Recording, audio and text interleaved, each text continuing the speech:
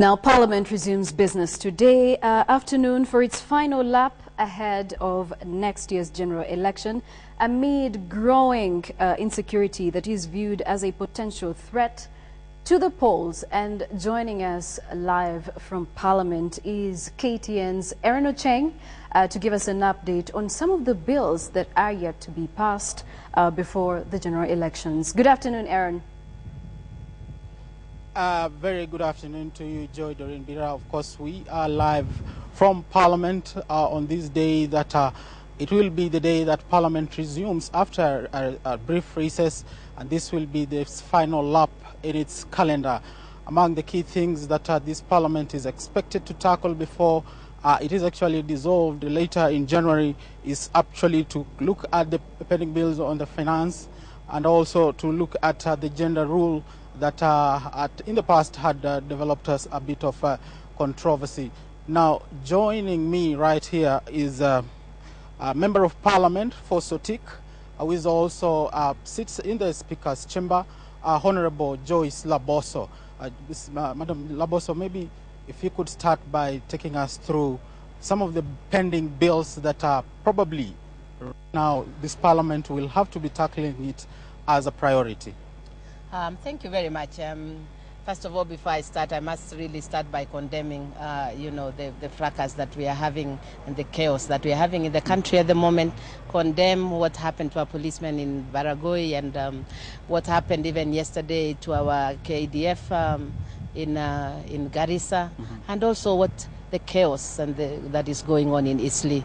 That really the government must jump on all this so that it is not the right time to be having that.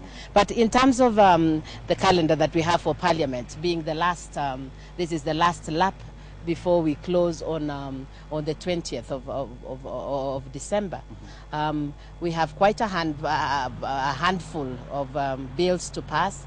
I think one of the key ones, most of them we've actually had a very busy time and most of them have been passed, but like the campaign financing, I know that will be a crucial one as we move into elections, because we need to know how, or Kenyans need to know what is the limits of how much will be spent by candidates from the president all the way to governors. And that one will become a little bit later, because already people are on the campaign and they're splashing out money and no one is questioning where did you get this money done. Suppose you pass that bill right now, do you think maybe its effect will not be as it is supposed to be? Yes, it really should have come much earlier, because as you know already, most people are already on the campaign trail, and at the moment nobody is really monitoring how much they are spending in the campaign trail. Yes, it is a little late, but as you knew before we went on recess, there have been a whole lot of bills that each of them was just equally crucial. So some had to be sacrificed over others, and now this one will have to be prioritized because we are now moving into elections. Okay. The gender debate was debated just before you went to recess, and it drew a lot of controversy in the House. I don't know if maybe there was an informal meeting or anything, so that when you come back and you start your session, this thing will be tackled in and finalized. I think, yes, it is true. We have had this thorny issue of the gender rule, the no more than 2/3 of one gender being both elected and nominated, and the issue is really been the issue of the elected part. The nominated is quite easy to deal with, but because of the fact that it is both elected as well, it's caused quite some controversy, but we've moved on. I think there's been some progress. The bill still remains the one that was that was initially Mutula bill. Of course, is now Eugene Wamalwa who's bringing it up, and we are still very hopeful that members we are going to garner enough numbers, the 2/3 members in Parliament. We've been doing quite a bit of lobbying from the members. There is not just the members, the party leaders.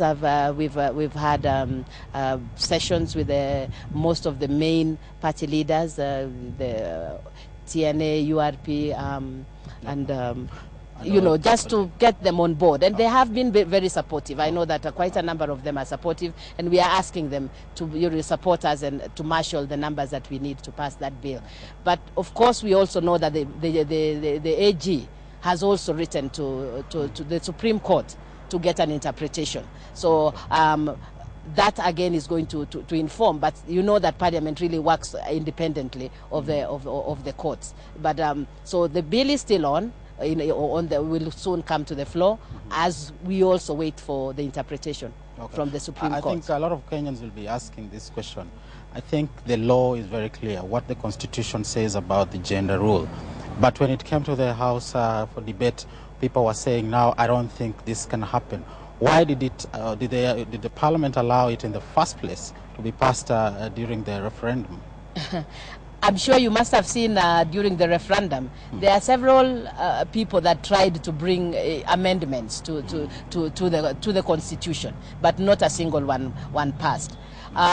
There are members who felt, and I think that was the motivation of the No campaign, who felt that we needed to sort out some of the issues before moving before actually passing the Constitution. And I think some of them included like the gender rule. Now, at the time that it was being brought up, it wasn't actually one of the things that was very controversial, if you remember. There was more of the issue of abortion, and is what was really more brought out in the fore, rather than this gender one. But it has become very thorny, and it become difficult of how to deal with him, particularly on the elective posts. But we want to remind Kenyans that really we must do what the Constitution says. You have less than 30 days before you go on recess. Yes. And I think we might not be coming back after the Christmas holiday. Yes. So the 30 days or less that you have, and we've seen sometimes Parliament lacks quorum. Do you think people will look at it and say, now we have to finalize our role before the dissolution of Parliament? I want to believe that the members of Parliament really they have done very well in the 10th Parliament, and I don't think they would want to be left with this unfinished business. So we are looking up to the party leaders to support us, to mobilize their members to ensure that this rule is passed. But also maybe it will be affected if we get also the interpretation earlier than when it comes on the floor. It may also help to guide. Okay. How debate, or on how that Thank you very much, Honorable Joyce Laboso, Member of Parliament for Sotik, and also sitting on the Speaker's panel. Thank you. Pleasure to have you. Thank now, of course, we will be looking at how Parliament will be handling itself in the next 4 weeks or so that it has before it goes on recess. And of course, they are sitting up to the 20th of December, and they will be going on a Christmas vacation on the 20th of December, and then the actual dissolution of Parliament will be on January 14th. That will be the end of the term of the 10th Parliament. And of course, this Parliament will also go down in history as the session where a lot of debate on the Constitution happened, and also the new Constitution was actually passed by this Parliament. So we will be looking forward to see how they will carry out the last 4 weeks that they have, and if they will go down history as the best ever session in Parliament. Now, Joy. Thank you very much, Aaron. I would have loved to know also more about Parliament that also has yet another tight timeline to, approve a name of the new Deputy Chief Justice. That is before it winds up its business on December 20, 2012. But well, I guess we'll be getting more details in that regard in our consecutive bulletin.